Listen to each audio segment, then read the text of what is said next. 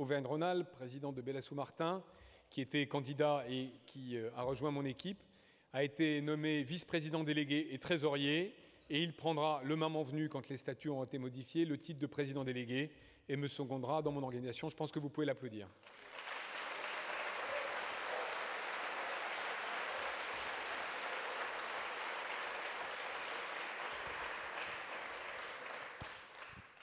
Alors, je passe maintenant à mon dernier discours. Sur le programme qui nous avait été fourni par les organisateurs, il y avait marqué « Discours de victoire, 30 minutes ». Alors, je ne vais pas faire 30 minutes, je vous dis tout de suite. Et surtout, j'aime pas ce mot de discours de victoire. Il y a quelques minutes, vous m'avez choisi, vous avez fait un choix clair, en me portant à la présidence du MEDEF pour le prochain mandat. Mais je ne veux pas célébrer une victoire avec vous. Ce n'est pas la victoire d'un camp contre l'autre. C'est la victoire du rassemblement, et c'est pour ça que j'ai tendu la main et que Alexandre a accepté de rejoindre l'équipe. Cette victoire, elle s'est construite autour d'une équipe, d'un collectif diversifié, dont la base n'a cessé de s'élargir depuis que m'ont rejoint tout d'abord Dominique Carlac, que je salue, puis l'équipe formée par Patrick Martin, Fabrice Le Sachet, et Pierre Brageux. Je veux également me tourner encore une fois vers Alexandre pour lui rendre hommage. Il a mené une très belle campagne, pleine de panache, pleine d'intensité, campagne qui a su rester digne. Il a une compétence que nul ne dispute et elle nous sera utile dans les années et les mois qui viennent. Tu as parlé de contrat court dans ton discours, mon cher Alexandre. Si tu veux lever la main, il n'y a pas de problème. Je te prends volontiers sur ce sujet particulièrement complexe.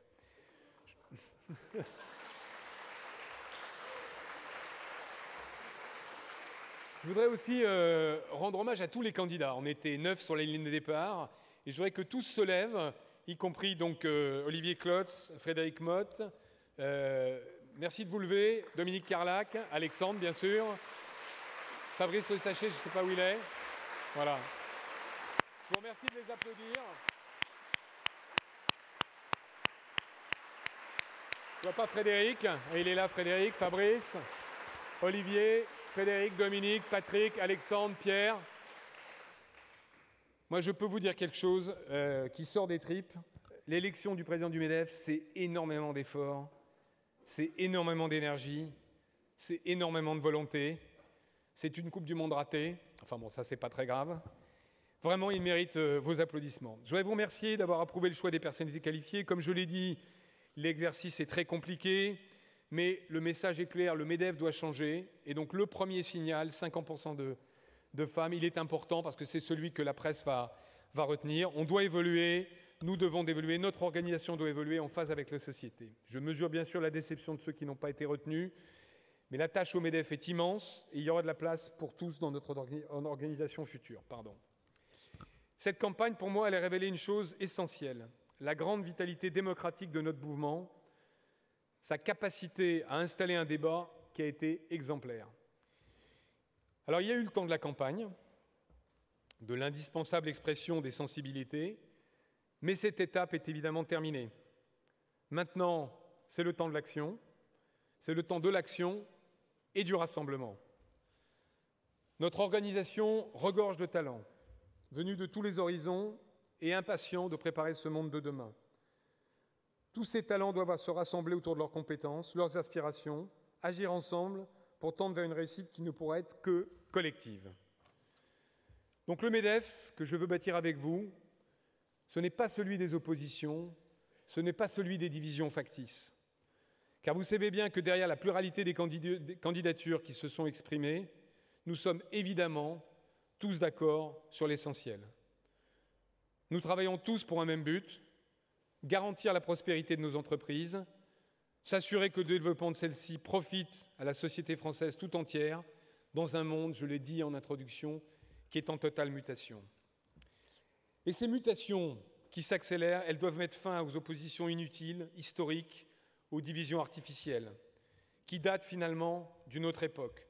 L'opposition entre fédération et territoire, entre industrie, services, commerce ou construction, entre start-up, PME, ETI et grands groupes, l'opposition entre métropole et villes moyennes, ça ne peut plus marcher comme ça au XXIe siècle. Mes chers amis, comment relever les défis du monde de demain en opposant toutes ces dimensions, alors qu'en réalité, chacune d'entre elles irrigue en profondeur notre économie et notre mouvement. Le MEDEF que je vais présider à partir d'aujourd'hui, c'est un MEDEF qui joue collectif, un MEDEF qui est la passion de l'unité pour mieux se projeter vers les défis du futur. Je vous le redis, nous n'avons plus de temps à perdre en vaines querelles, à nous disperser alors qu'à notre porte frappe résolument le monde de demain. Au cours de ces 5 années, je n'aurai cesse d'agir pour ce nécessaire rassemblement et favoriser la fierté du MEDEF. Patrick Martin dit souvent « il ne faut pas avoir le MEDEF honteux » et je trouve cette formule très bonne. Soyons fiers d'appartenir au MEDEF, soyons fiers d'être dans le premier mouvement patronal de France et favorisons cette unité. Alors il y a quelques minutes, vous m'avez entendu tracer les grandes lignes de mon projet, qui est devenu notre projet pour les 5 ans à venir. Nous allons tous ensemble le mettre en œuvre. Certains chapitres de ce projet, évidemment, demanderont plus de temps et de réflexion d'autres. Mais dès cet après-midi, je vois Pierre Gattaz avec Patrick Martin, nous allons commencer à nous mettre à l'ouvrage. Je vous rappelle les grands termes que j'ai évoqués, les grands thèmes que j'ai évoqués ce matin. Continuer le combat pour la compétitivité de nos entreprises, augmenter nos efforts de formation vers nos salariés, transformer le paritarisme pour obtenir une véritable autonomie de décision et de gestion, imaginer un dialogue social qui devienne un dialogue économique et social, rénover l'organisation, sa gouvernance, son financement, pour le rendre plus agile, devenir une organisation franco-européenne, et enfin, se redonner du temps et des ressources pour compenser le temps long. Mais pour tous ces chantiers, j'aurai besoin de vous tous, de toutes les fédérations et de tous les territoires. J'aurai besoin de vous tous pour rénover notre organisation, car forcément tout le monde est d'accord sur le principe, mais c'est les modalités qui seront compliquées.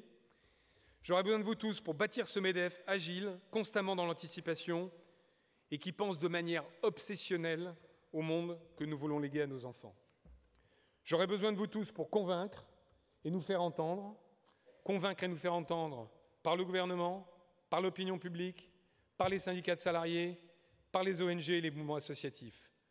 Je compte donc sur vous tous pour créer les conditions de ce rassemblement au sein de notre mouvement. Vous pouvez compter sur moi pour respecter mes engagements. Merci à vous. Merci. Et je voudrais terminer en demandant à Pierre de revenir sur scène et tous les candidats qui sont présents pour une photo de famille et la standing ovation qu'ils méritent.